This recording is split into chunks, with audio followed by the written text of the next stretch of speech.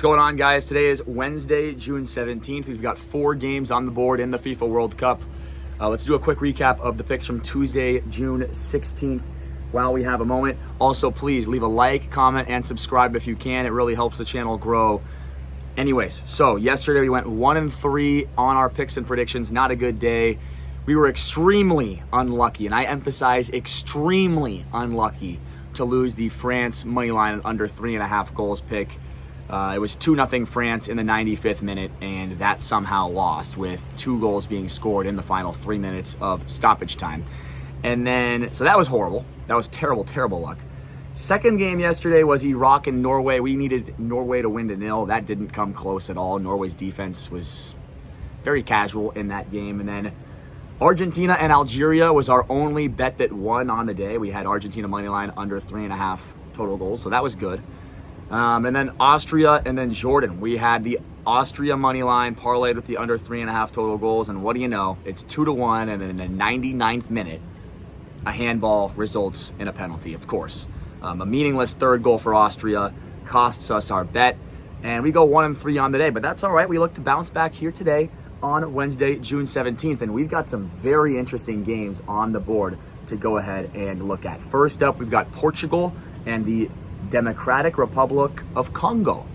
They're back in the World Cup. Congo ranked 46 in the FIFA World Rankings. Portugal ranked number 5. Portugal, one of the big-time favorites to win this World Cup, with the likes of Cristiano Ronaldo leading the line. You got Pedro Neto, Bernardo Silva. Those are the 3 main attackers in this team. You got Bruno Fernandes in the midfield with Vitinha and Neves, an extremely talented midfield. And then at the back, Joao Cancelo. You've got Nuno Mendes. A very, very strong Portugal side here. They have a much more talented side than DR Congo, but don't sleep on DR Congo. On the likes of Vissa, you've got Bakambu, you've got Sadiki in the midfield, you've got Mbemba at the back, Axel Tuanzebe at the back, and then Aaron Wan-Bissaka. So there are a lot of players here for Congo that have played at the highest level, that have played in the Premier League or played in Europe's top 5 leagues. They're not a walkover. They are not just, an easy win. They have some very talented players. Now, when we look at the 2 teams' recent performances, Portugal defeated Nigeria 2-1 recently. They defeated Chile 2-1, and they defeated USA 2-0. All 3 of those wins would cash Portugal money line and under 3.5 total goals, and that's where we're going. I know it's probably going to be unpopular after the unlucky series of events that we've seen over the last few days, but just because we've been losing this does not mean that we need to go away from it. I think the strategy has been correct. It's just been some unlucky series of events that have happened to us. When you look at DR Congo, when they've played the bigger sides, they typically stay very organized defensively and try to hit on the counter. I think that's what they're going to do here in this game. I think Portugal will have most of the ball. Portugal will be creating plenty of chances with all of the talent they have. They're going to be putting a lot of pressure on DR Congo, and on the other end, DR Congo will use the likes of Vissa Vissa, Bakambu, and Aaron Wan-Bissaka and others to get on the counter attack and try to score a goal that way. Overall, Portugal's going to win this game, and I do see a lower scoring affair. I see a 2-0, a 2-1 as the most likely results in this game. I could see a 3-0, or I could see a 1-0. All of those results cover Portugal money line and under 3.5 total goals at odds of -115 for 1.1 units. Quick recap of the entire World Cup. We are now 9-11 in this World Cup, and we have lost 1.5 units. We were 8-4, up over 5 units at one point, and now we've gone 1-7 in our last 8 plays. Some bad luck has happened to us, but we're not gonna back down here. We're gonna keep the attitude high. We're gonna keep the vibes high, and we're gonna try to bounce back here on Wednesday. Next up, we have England taking on Croatia, a rematch of the 2018 World Cup semi-final, in which Croatia stunned the world, defeating England that day. England since then has defeated Croatia 2 out of the 3 times they've played them. England has won their opening game in the group stage of all of their last 4 major tournaments. So they usually play well in these situations. England has the far superior talent in this game. Don't get me wrong, Croatia has some talented players, but they're aging. The likes of Luka Modric, Ivan Perisic, Kovacic, Stanisic, Kramaric, all these guys are aging. This is not the same team from 2018. This is 8 years later, okay? And Croatia have looked a lot less strong in recent games. They lost to Belgium 2-0, and they lost to Brazil 3-1. Those are 2 top teams similar to the quality that England will show in this game. Now, as for England, they've been a bit disappointing recently. They tied against Uruguay, and they lost to Japan. So they have not been setting the world on fire, but I do like England to win this game. They've defeated Croatia 2 times in a row. They have the more talented side. They've won all of their last 4 opening games at major tournaments.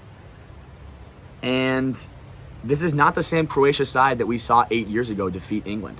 It's not even the same Croatia team that we saw 4 years ago defeat Brazil. This is a very old, aging Croatia side with less talent. So England money line, odds of -136, 1.2 units. Next up, we've got, we have Ghana and Panama. This is going to be a very interesting game.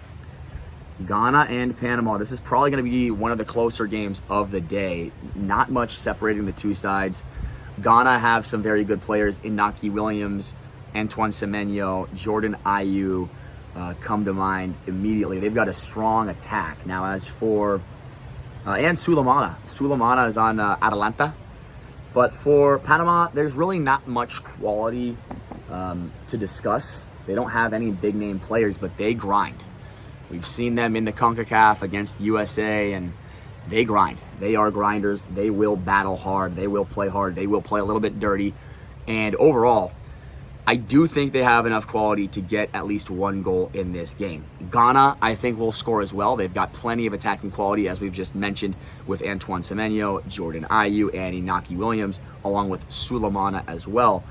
But Panama have been able to score goals. They scored twice against Brazil. They scored against Bosnia. I mean, they've scored in all of their last 5 games. Let's see if we can even go back further. They've scored in 6 of their last 7, and they've scored in 8 of their last 10. So Panama do usually get on the score sheet. Ghana, I believe, will have enough quality to get on the score sheet as well. I think it's going to be a very hotly, tightly contested game, and I think it's going to be a little bit lower scoring. It's a parlay. This is our biggest plus odd play of the day, and I love it. Give me both teams to score, parlayed with the under 3.5 total goals, odds of +160 for 0.7 units. I think that we see a 1-1 type of game or even a 2-1 type of game either way. It's hard to predict which side could win the 2-1 game, so I'll take it either way.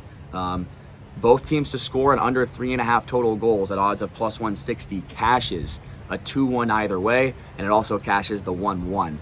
So we're going to take that for a really good plus money price. And then last but not least, we've got Colombia taking on Uzbekistan. Colombia, a lot of talent in this squad. The likes of Luis Diaz, Davison Sanchez.